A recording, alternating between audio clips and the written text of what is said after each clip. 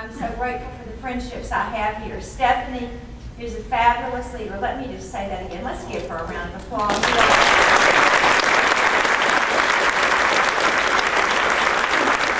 Sometimes we forget to be really grateful to the person who's our leader, and she is just terrific. And I have to tell you that I really respect her because she will fight for Smart Start and for our little people as hard as anybody I've ever met in my life, and that's really, really important. I have a 3-week-old granddaughter, and so obviously my mind is all focused on little people. I have a 3-year-old granddaughter, and we are in the throes, as much as a meddling, I call myself monster-in-law rather than mother-in-law, because she's married to my son, a wonderful former preschool teacher. We are in the process of picking my 3-year-old's preschool. And one would think she was going off to Harvard, the way I'm asking questions. Because I actually do believe, just like Jim Hunt taught me back in the day, that the very most important investment we can make in the future of North Carolina and America's economic development starts with our little bitty people.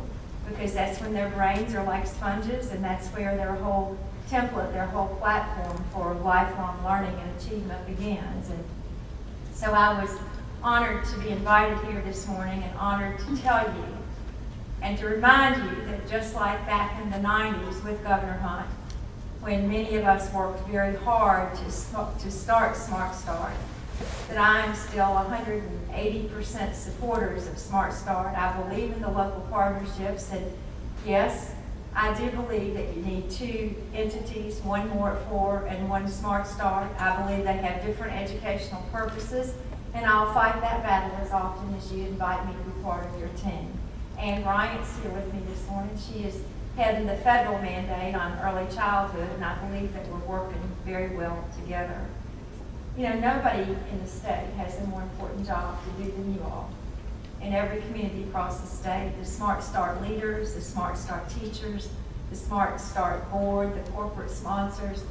I mean, again, this is all about the future, and you understand it so well, and you understand, as I do, that a Smart Start partnership might not look the same in all 100 counties, and that's a good thing, because each county and each system, whether you're regional or otherwise, have unique needs, and that's the beauty of Smart Start.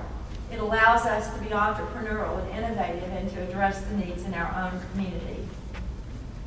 The most important thing that we can do in the 21st century, I believe, is make sure that every child in this state has a shot at being somebody when they grow up. You know my history.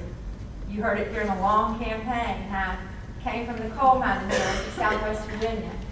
Neither of my parents had a high school diploma. I would not be standing here in front of you today as governor of North Carolina, having never lived in the state, no family here, no support, except for the fact that God put me in a place where I could get a good free public education. They didn't have kindergarten and Smart Start back then, but my mama, as harassed as she was and as hard as she was working, found time to read me books and teach me my ABCs, and I had that kind of family. But so many of our children in the 21st century don't have the luxury of that kind of family, and that's where Smart Start intervenes. That's where you come in and help at least ensure that every child, when they're young especially, has somebody who seriously cares about them and loves them, not just their academic outlook, but also their moral outlook. I really do believe in your mission, because you are a critical part of my mission as governor for North Carolina. And I won't give you the speech, maybe another day in another audience, but all of North Carolina's educational pieces, public schools, community colleges, universities, the private schools and colleges and universities have all come together, and they have for the first time agreed on one single outcome for North Carolina's children. That is, every child in North Carolina has to be career or college ready, set, go.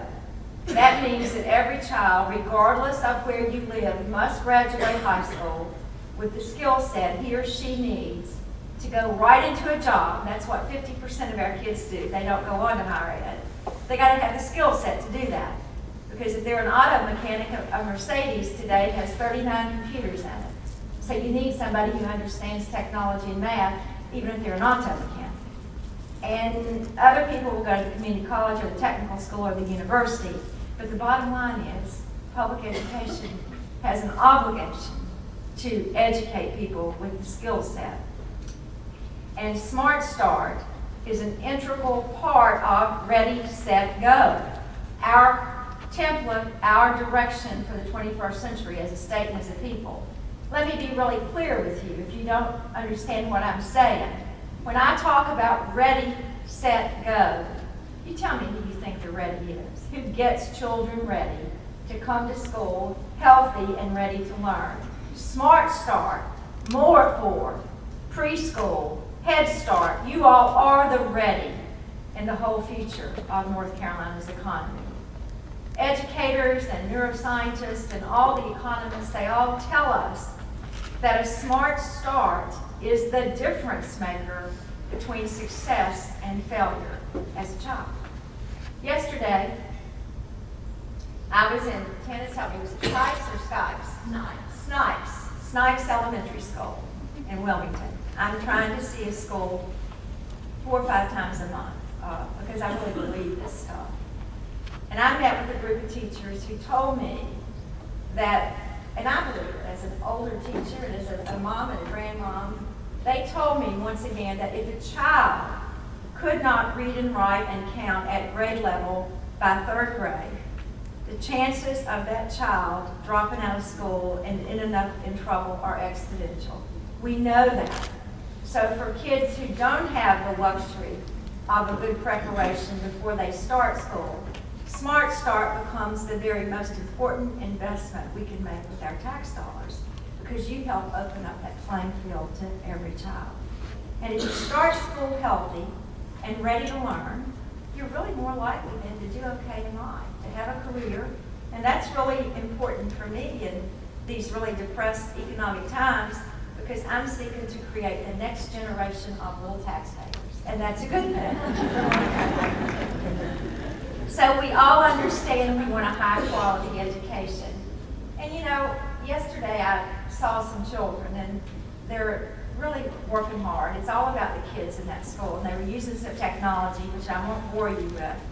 But technology can really help kids stay on grade level and catch up if they're behind, or accelerate them if they're ahead.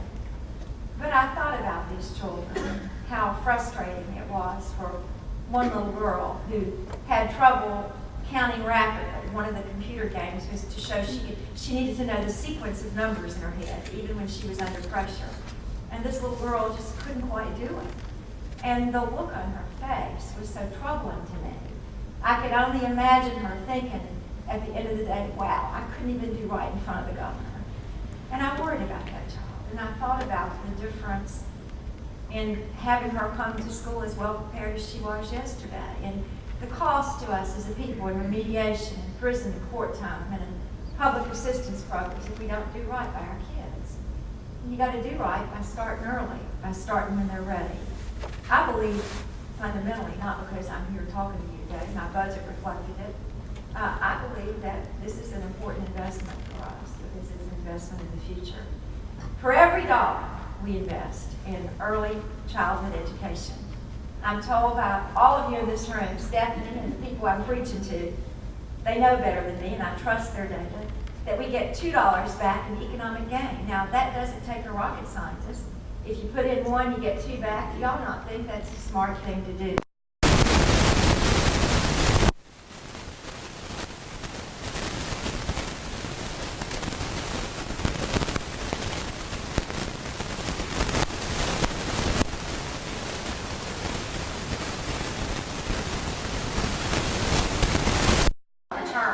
On an investment like that. So I think that you've got to help us support Smart Start. I hope that you have time to do a little bit of lobbying in the General Assembly. I'm not sure that you do. If not, you all know it's an election year.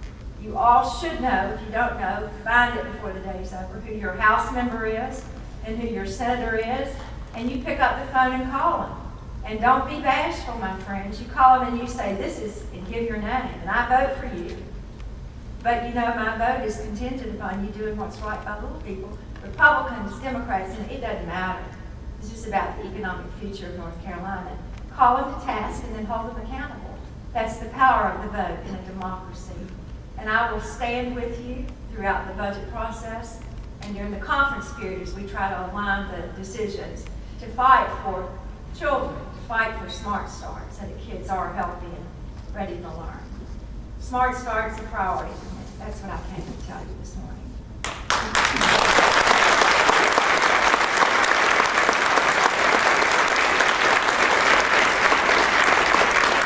But again, it's not a priority because of you all. It's not a priority because of the grown-ups. It's a priority because of the children. I just had a meeting with a group of educators and the General Assembly and trying to convince them of what we need to do in the budget. And I got so tired of hearing the discussion about teachers, and about rules, and about school boards. I finally said to them, when are you going to talk about the children? This isn't about the grown-ups. And I need you all to remind people that whether we look at Smart Start or More at 4 or any of the early childhood activities that the Early Childhood Advisory Council is trying to work with in tandem with all of the players in the state, this is about the children. I often remind people that we're really blessed to be in the positions where we are. You're really blessed to be sitting here today. You could be anywhere else in the world, but you've chosen to make this a priority because you, each of you in your communities across North Carolina, fundamentally get it. You understand that all of us, not some of us, but all of us have a stake in the future of a child.